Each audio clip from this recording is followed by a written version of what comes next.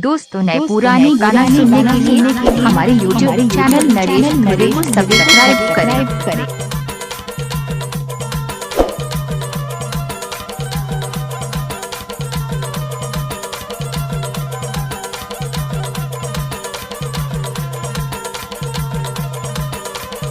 जब तक सूरज चांद रहेगा तब तक नरेश धुवे का YouTube में नाम रहेगा।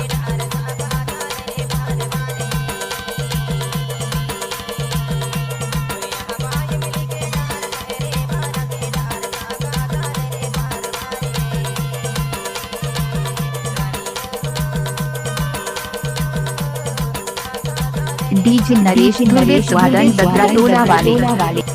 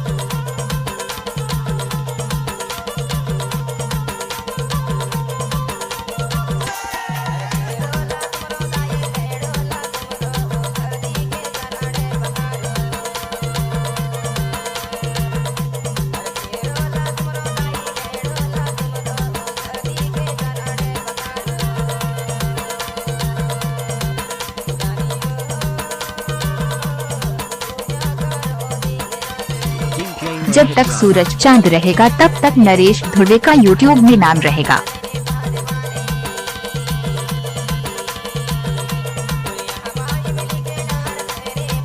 नरेश धुवे का किया गया गाना।